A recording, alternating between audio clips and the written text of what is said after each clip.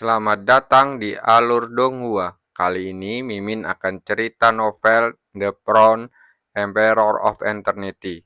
Sebelum mendengarkan jangan lupa subscribe, like, komen, dan share ya biar Mimin tambah semangat. Selamat mendengarkan. Melanjutkan episode sebelumnya, batu itu jatuh perlahan dan akhirnya menyatu sempurna dengan ketiga alur. Dalam sekejap, seluruh penghalang tak terlihat mulai bergetar, dan ketika batu itu meledak menjadi cahaya yang menyilaukan, secara bertahap meleleh menjadi genangan cairan. Cairan itu pun langsung menyebar, secara bertahap menutupi seluruh penghalang. Selama proses ini, badai di sekitar tampak dihentikan oleh suatu kekuatan, dan segera menjadi lebih tenang, dan seluruh daratan kembali menjadi terbuka. Ketika cairan itu menutupi seluruh penghalang, suara retakan mulai menyebar ke setiap sudut penghalang, membuat penghalang itu mulai retak yang akan runtuh jika disentuh sedikit saja. Tidak lama kemudian, ledakan keras pun terdengar, dan seluruh penghalang pun meledak. Gelombang riak dahsyat mengalir keluar, menghempaskan semua orang di tanah.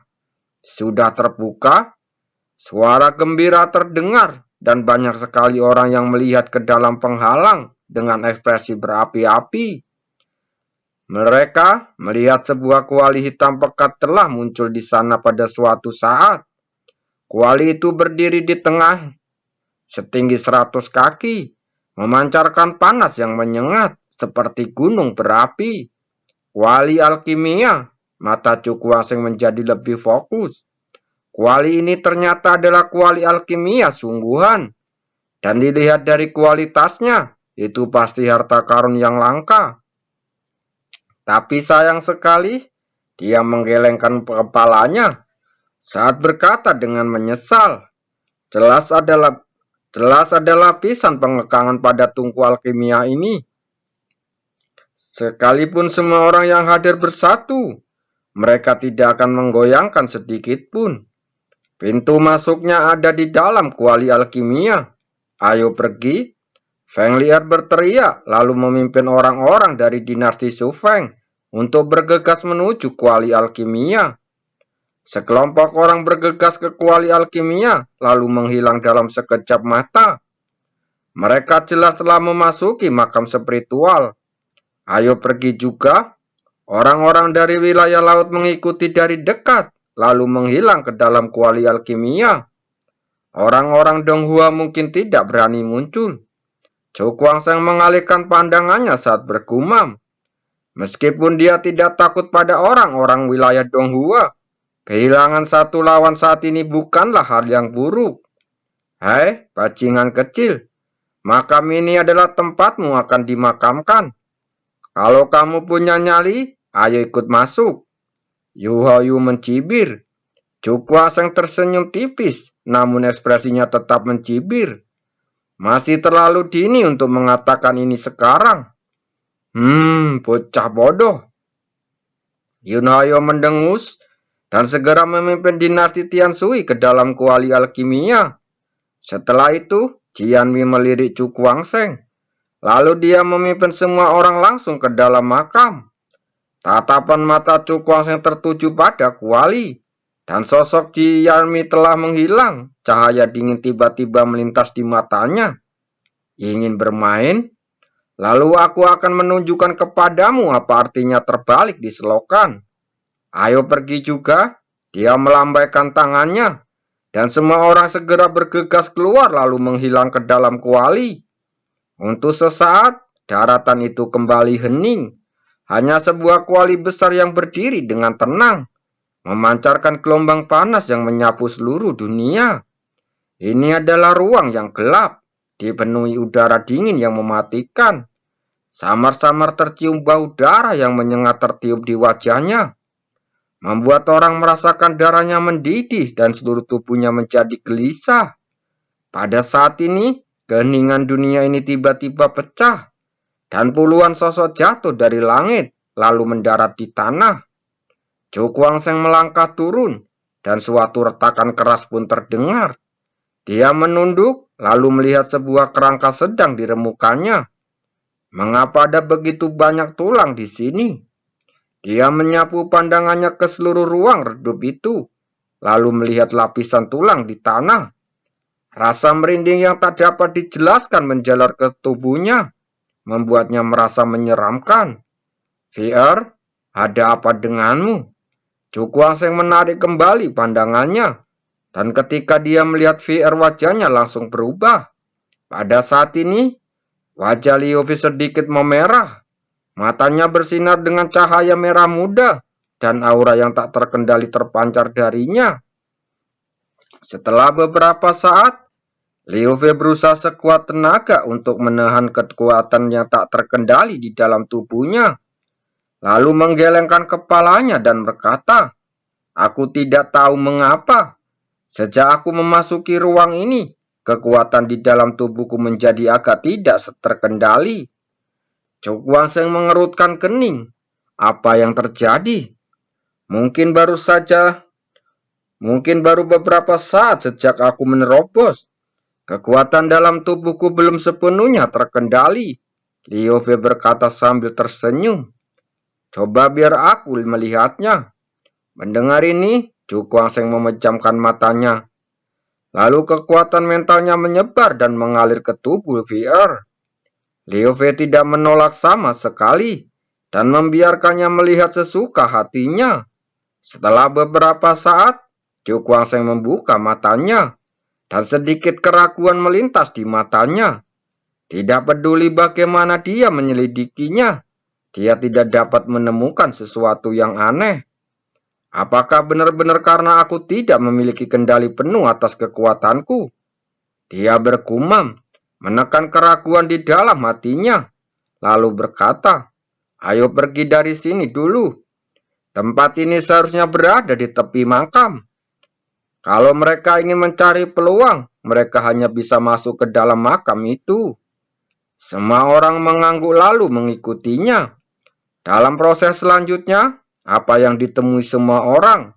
Di sepanjang jalan hampir semuanya adalah tulang patah yang tidak lengkap. Beberapa tulang bahkan berubah menjadi bubuk begitu disentuh karena usianya. Ada sesuatu di sana. Setelah beberapa lama berjalan, selama setengah jam, ekspresi Liu Fei langsung membeku, dan dia mengarahkan jarinya ke depan. Semua orang pun langsung menoleh, dan ekspresi mereka langsung berubah. Pada saat ini, peti mati dan berbagai bentuk ukuran muncul di hadapan mereka. Beberapa peti mati itu tingginya 10 kaki, sementara yang lainnya tingginya kurang dari setengah kaki. Ada yang terbuat dari kayu, ada yang pula yang terbuat dari emas. Beberapa di antaranya sangat cantik, terbuat sepenuhnya dari kristal yang bersinar terang di ruangan yang redup ini. Ayo pergi untuk melihat.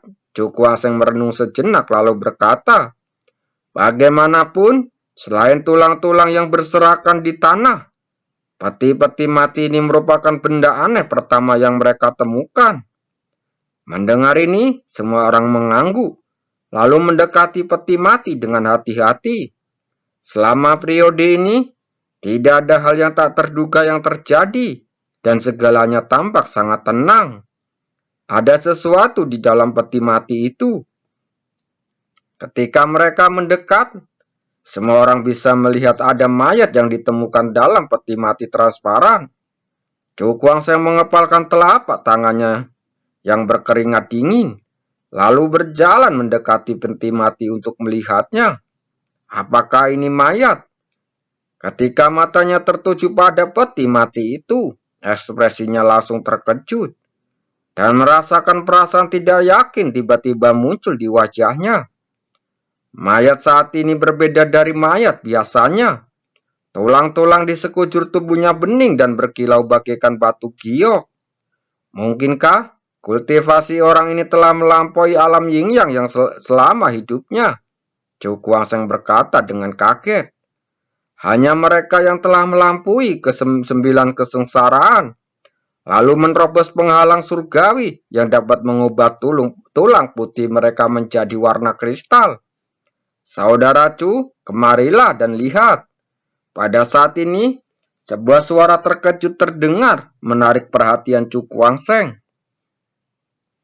Cu Kuangseng menoleh, lalu melihat Dahoshi sedang menuju ke sebuah parasit batu dengan ekspresi terkejut di wajahnya. "Apa yang sedang terjadi?" tanyanya dengan ekspresi bingung di wajahnya. "Ada kata-kata di situ." Dahoshi menuju parasit batu itu. "Apa kata-kata itu?" Mata Cu Kuangseng langsung berbinar dan dia segera berjalan mendekat. "Lihat, karakter-karakter aneh ini sepertinya adalah sejenis huruf kuno." Dahoshi melihatnya datang dan menunjuk karakter-karakter di parasit batu itu. Cu Kuangseng menoleh, dan ketika tatapannya tertuju pada karakter-karakter aneh itu, kilatan cahaya dingin tiba-tiba melintas di matanya. Dia tampaknya sangat akrab dengan karakter-karakter ini. Saat pikirannya berputar, pada saat tertentu, kepalanya tiba-tiba bergetar dan kilatan cahaya kuat bersinar dari matanya. "Kakak Cu, apakah kamu mengenali karakter-karakter ini?"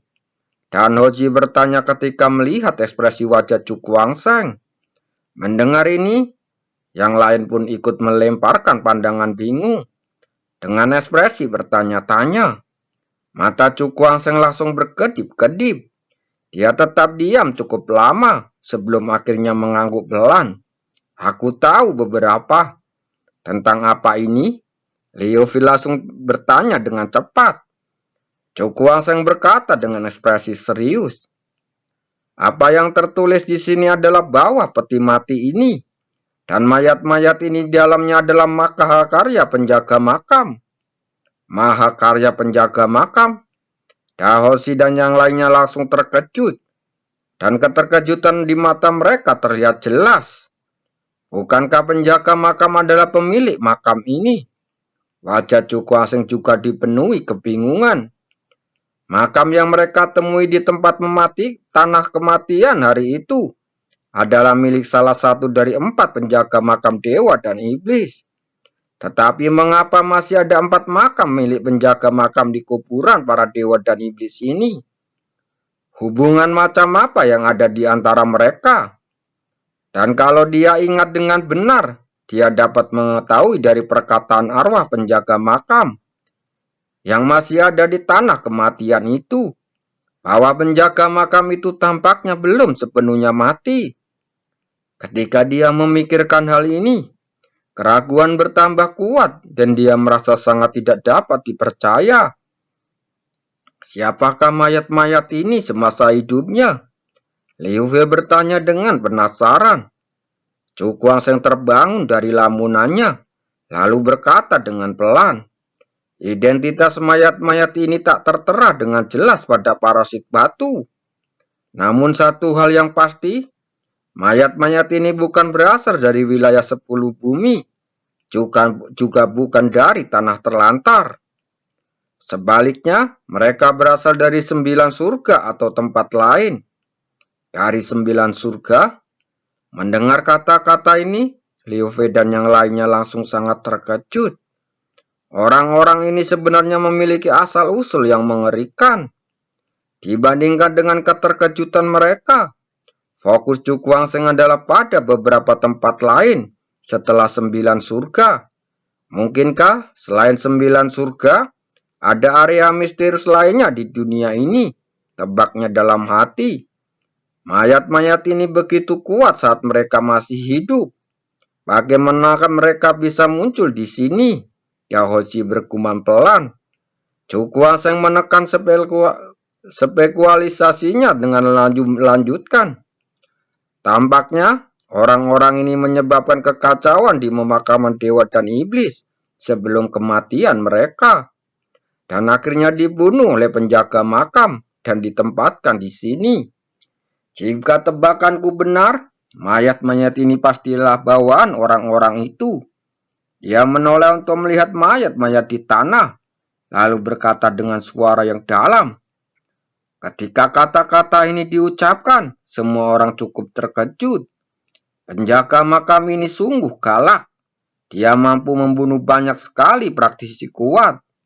Mereka tidak dapat membayangkan betapa luar biasanya tingkat kultivasi yang telah dicapai penjaga makam ini. Namun, orang sekuat itu pun bersedia menjadi penjaga kuburan para dewa dan iblis. Dari sini dapat disimpulkan bahwa asal-muasal kuburan para dewa dan iblis ini pasti sangat mengerikan. Apa yang harus kita lakukan sekarang? Dahoshi bertanya kembali. Mendengar ini, Cukwaseng melirik peti mati itu. Matanya bersinar dengan cemerlang. Dia merenung cukup lama sebelum berkata, Tidakkah sebaiknya kita memindahkan peti mati ini? Mengapa? Semua orang langsung bertanya dengan heran. Cukwaseng tampak serius. Saya baru saja melakukan penyelidikan rahasia dan tidak ada tanda-tanda harta karun di sini. Saya kira barang-barang yang dimiliki orang-orang ini semasa hidup mereka telah diambil oleh orang-orang yang pernah ke sini sebelumnya atau bersembunyi di suatu tempat oleh penjaga makam. Dan dalam situasi ini, jika kita gegabah memindahkan peti mati, akan baik-baik saja jika kita tidak menghadapi bahaya apapun. Jika demikian, itu akan menjadi kerugian. Setelah mendengar ini, semua orang mengangguk setuju. Memang agak bodoh memindahkan peti mati itu. Sementara tahu tidak ada harta karun di dalamnya. Kita tinggalkan tempat ini dulu dan melihat lebih jauh ke dalam makam. Kata Cukwaseng melanjutkan. Selagi dia berbicara, dia melirik peti mati yang transparan itu. Dengan ekspresi aneh terpancar di wajahnya. Jika memang ada harta karun yang layak disebut, mayat kristal di antaranya juga merupakan benda yang sangat berharga. Tetapi dengan kekuatannya saat ini, dia tidak akan dapat menggunakannya, bahkan jika dia mendapatkannya. Jadi setelah menimbang untung ruginya, dia memutuskan untuk tidak menyentuh mayat itu. Dan karena beberapa alasan, mayat itu selalu memberinya perasaan yang sangat berbahaya. Jadi dia tidak ingin menyentuhnya.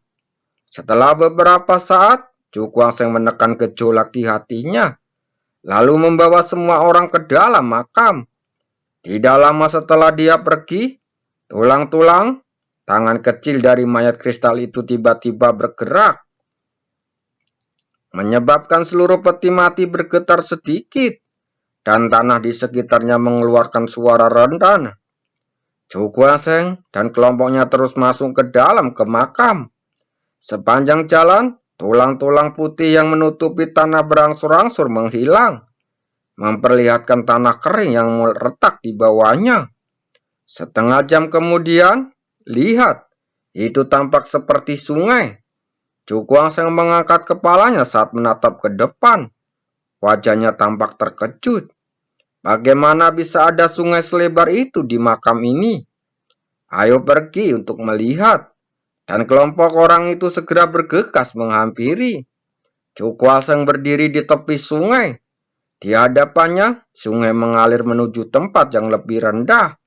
Dan gelombang yang putih bergelombang terus-menerus, menimbulkan suara retah pelan.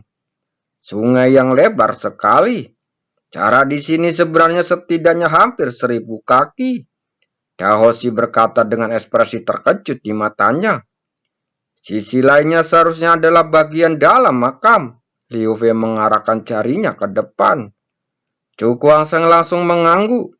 Sungai ini seperti sabuk pelindung, mengelilingi kedalaman seluruh makam.